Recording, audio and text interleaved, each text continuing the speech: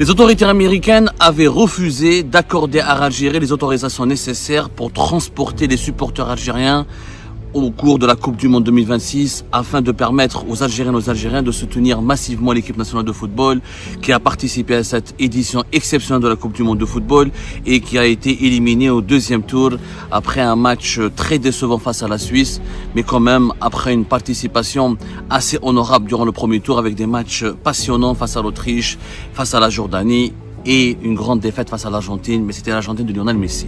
La compagnie nationale Air Algérie n'a pas été autorisée et les autorités américaines ont refusé de l'autoriser à transporter ou à mettre en place ou à organiser ou à programmer des vols spéciaux pour pouvoir transporter le maximum, le plus grand nombre de supporters algériens en vue de soutenir ou de participer en force à cette Coupe du Monde en accédant au stade de football de la Coupe du Monde pour soutenir haut et fort et pour chanter à la gloire de l'Algérie et pour apporter un soutien franc et direct aux joueurs de l'équipe nationale de football. Contrairement à la Royal Air Maroc, il y a d'autres compagnies africaines ou arabes. Air Algérie n'a pu organiser aucun vol spécial pour la simple raison que la compagnie n'est pas autorisée à survoler le ciel américain. Et ça, personne n'a voulu en parler. Nous allons vous révéler pour la première fois dans cette émission et je vous demande d'ailleurs de la partager massivement pourquoi la compagnie battant pavillon national, pourquoi la compagnie aérienne algérienne Air Algérie n'a jamais été autorisée à survoler le ciel américain. Pour la raison, en réalité, elle est toute simple.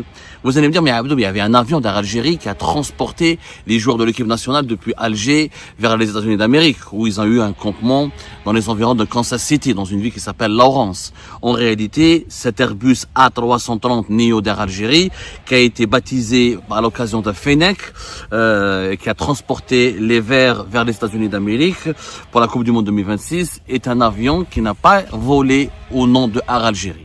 Ce n'est pas un vol AH, Air Algérie. Il n'a aucune relation, ni de près, ni de loin, avec Air Algérie. C'est un avion, certes, aux couleurs d'Air Algérie, qui a été baptisé, il a été peint, il a été préparé, il a été aménagé pour, à l'occasion de la Coupe du Monde. C'est un bel appareil, les couleurs sont très vives, très séduisantes, mais ce n'est pas un vol d'Air Algérie. Ce vol qui a permis à l'équipe, qui a transporté l'équipe nationale de football vers la Coupe du Monde de 2026, c'était un vol qui a été enregistré au nom du ministère de la Défense nationale. Les autorités américaines ont reçu une demande de la part du ministère de la Défense nationale, à savoir une entité étatique, une entité gouvernementale algérienne, pour lui permettre pour permettre à cet avion algérien d'entrer dans le ciel américain et d'atterrir sur un aéroport, sur la piste d'un aéroport américain pour déposer les joueurs de l'équipe nationale de football. Ce n'était pas un vol commercial.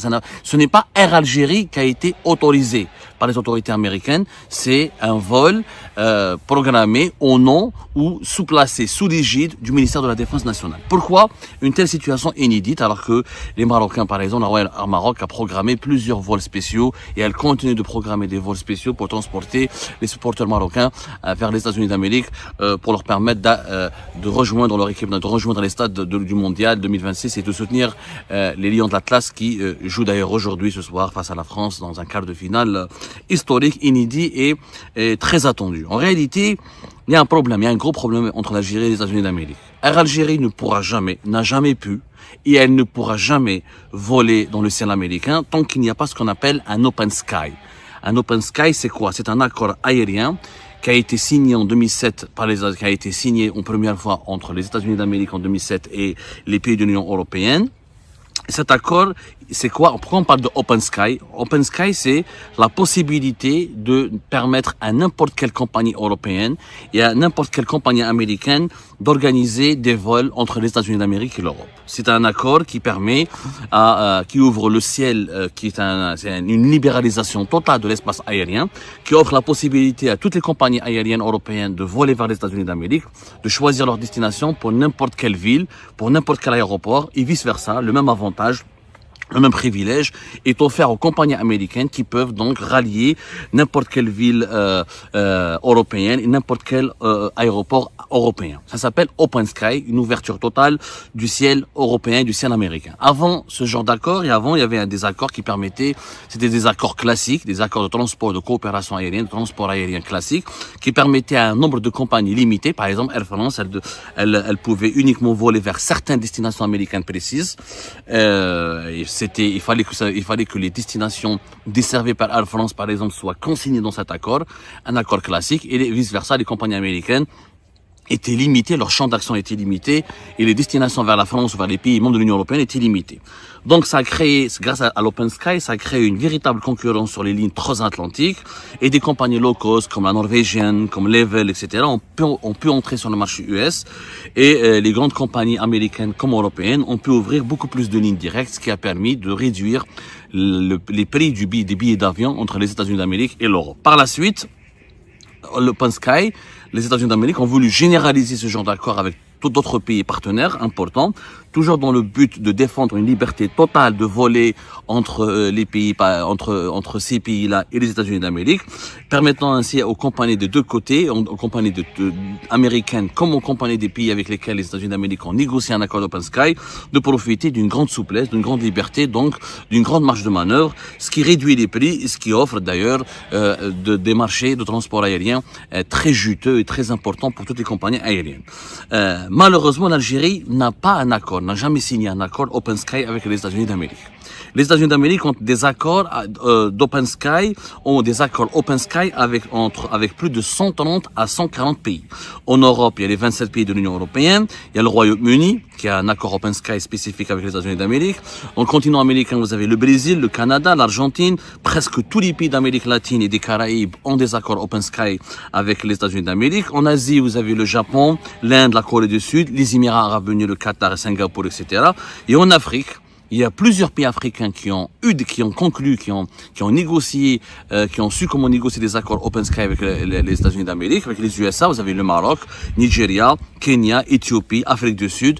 Il y a une trentaine de pays africains. Et en Océanie, vous avez l'Australie et la Nouvelle-Zélande. En résumé, cet accord Open Sky, cette format d'accord Open Sky a été élargi par les États-Unis d'Amérique avec beaucoup de pays jugés importants à travers le monde. Et l'objectif des États-Unis d'Amérique, c'est, encore une fois, de permettre aux compagnies américaines d'accéder facilement au marché des pays étrangers. Et en échange, les autorités américaines permettent aux compagnies de ces pays partenaires d'accéder plus facilement au marché américain. C'est un accord gagnant-gagnant. Et malheureusement, entre l'Algérie et les États-Unis d'Amérique, il n'y a pas encore un accord Open Sky. Et les États-Unis d'Amérique ont posé une condition très claire. Air Algérie ne va jamais débarquer sur le marché américain, elle ne va jamais faire atterrir ses avions et ses appareils sur les pistes des aéroports américains tant que l'Algérie n'accepte pas de signer un accord Open Sky. C'est clair, pour les Américains, il faut qu'il y ait une réciprocité. Vous voulez des vols avec les États-Unis d'Amérique, vous devez autoriser toutes les compagnies américaines, sans exception, à leur donner la possibilité d'organiser des vols et de programmer des vols et de desservir toutes les destinations algériennes, comme nous, on peut vous permettre de desservir toutes les destinations américaines. Après, à vous de vous débrouiller. Les États-Unis, vous dites, ok, venez, tu veux faire un vol vers Dallas, marhaba, tu veux faire un vol vers San Francisco, vers Los Angeles, vers Boston, vers New York, c'est comme tu veux, toi et tes moyens. Mais tu laisses aussi mes compagnies américaines pénétrer ton marché local. Ça s'appelle le principe de réciprocité et d'équité. Malheureusement, ça ne marche pas avec l'Algérie. Pourquoi? Parce que la politique générale de l'Algérie, elle est totalement opposée à ces accords Open Sky. L'Algérie applique une politique très protectionniste dans le transport aérien. Elle privilégie les accords bilatéraux classiques plutôt qu'un accord Open Sky, c'est-à-dire qu'elle veut limiter le nombre des vols et le nombre de destinations. L'Algérie a négocié uniquement Alger-New York. L'Algérie, ça ne l'intéresse pas qu'il y ait un autre vol Alger, Boston, Alger, Los Angeles, ou Atlanta, ou etc. Et l'objectif des autorités algériennes, c'est de protéger Air Algérie contre la concurrence américaine. Parce que si l'Algérie signe un accord Open Sky avec les autorités américaines, ça veut dire qu'il y aura d'autres compagnies américaines ou des compagnies basées aux États-Unis d'Amérique ou des filières de compagnies étrangères, mais qui ont été créées aux États-Unis d'Amérique, de profiter de cet accord Open Sky et donc de conquérir le marché algérien. Il y aura des compagnies américaines ou des filières américaines de compagnies étrangères qui pourront, par exemple, faire des vols entre Boston et Alger, Boston et Oran, Boston et Constantine, ou entre des petites villes américaines et des grandes villes algériennes.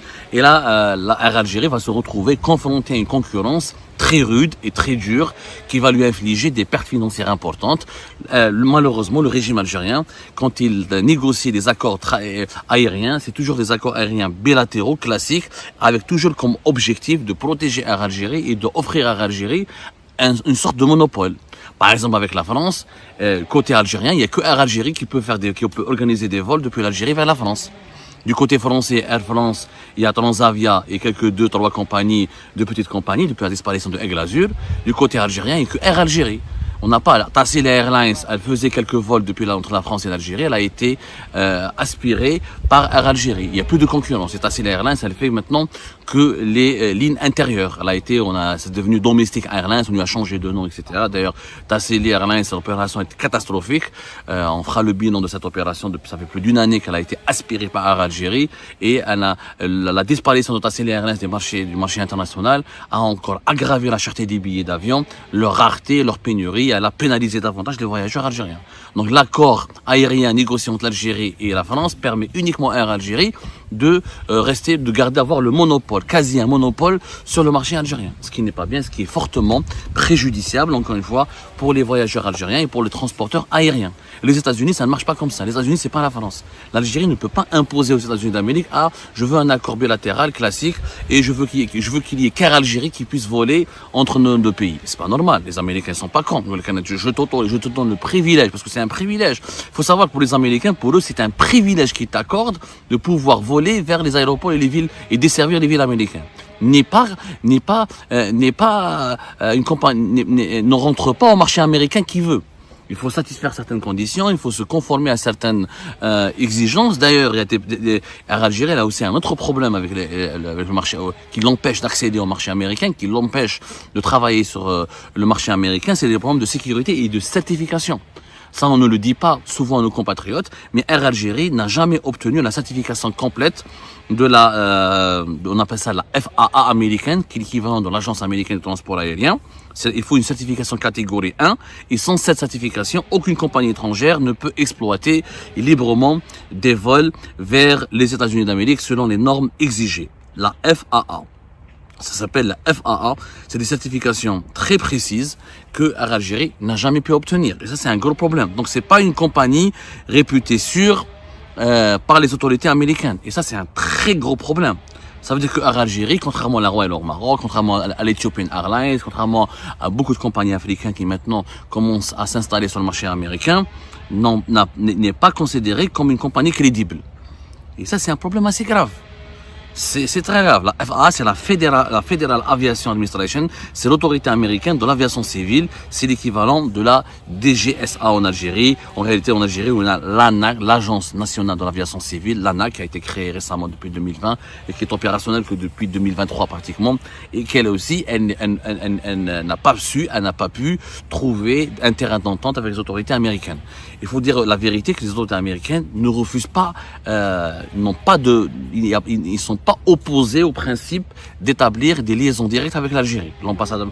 Tous les ambassadeurs américains qui étaient à Alger, les différents ambassadeurs qui étaient sur place, ont fait des réunions avec les autorités algériennes, ils ont proposé des solutions, ils ont toujours lancé le sujet, mais ils ont toujours exprimé la condition suivante: Open Sky. Nous, on veut des accords open sky, où vous ouvrez complètement votre ciel, ou c'est pas la peine.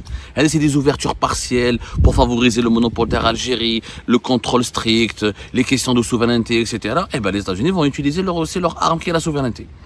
Et voilà comment nous avons perdu le marché américain, qui est un marché important. Il y a quand même, on évalue à plus de 60 000 Algériens qui vivent aux États-Unis d'Amérique. Vous avez aussi presque 100 000 Algériens qui vivent au Canada. Donc quand même, c'est une communauté qui est de plus en plus importante. Si on avait des lignes directes entre l'Algérie et les grandes villes américaines, on peut draguer le marché africain. Il y a beaucoup d'Africains, des pays, des voyageurs originaires de l'Afrique subsaharienne qui peuvent transiter par l'Algérie pour aller vers Boston, Washington, New York notamment, ou Los Angeles, etc. C'est un marché extrêmement important, c'est l'un des marchés aériens les plus importants, les plus précieux, les plus dynamiques du monde. Et à cause de cette mentalité du régime algérien qui va toujours qui vise à préserver le monopole d'Air Algérie, qui vise à imposer des considérations, c'est des considérations politiques, c'est pas des considérations économiques. Air Algérie, c'est une entreprise qui craint Une entreprise qui craint la concurrence, c'est une entreprise qui est moribonde. Ce n'est pas une entreprise performante. Au contraire, la concurrence, elle doit nourrir la compétition, elle va nourrir la performance et elle va pousser à l'innovation. Mais comme Air Algérie, c'est une entreprise vieillissante, qui n'est pas moderne, qui est déficitaire tout le temps, le régime algérien cherche à la protéger à tout prix. Et à force de trop la protéger, l'Algérie est exclue de certains marchés importants comme le marché américain. Je signale que les Américains, d'ailleurs, la preuve, qu'ils n'ont pas de problème particulier avec l'Algérie, qu'ils ne sont pas opposés à l'Algérie en tant que pays, qu'ils n'ont pas de soucis directs ou qu'ils n'ont pas un principe de refuser catégoriquement l'accès à leur marché aux entités algériennes. Les entités gouvernementales, quand elles le demandent, elles peuvent accéder au marché américain. Quand le gouvernement algérien veut, par exemple, quand il y a une délégation gouvernementale algérienne veut aller aux États-Unis d'Amérique, un vol gouvernemental, même s'il sera un avion d'Air Algérie, mais si ce vol il est programmé et organisé au nom d'une entité gouvernementale, ce vol sera autorisé. Donc c'est pas une position fanatique, c'est juste une position pragmatique. Vous faites un accord Open Sky, bienvenue. Vous ne voulez pas de cet accord-là, les États-Unis d'Amérique vont vous verrouiller les portes et vous ne serez jamais bienvenus. Et Air Algérie ne pourra jamais voler dans le ciel américain.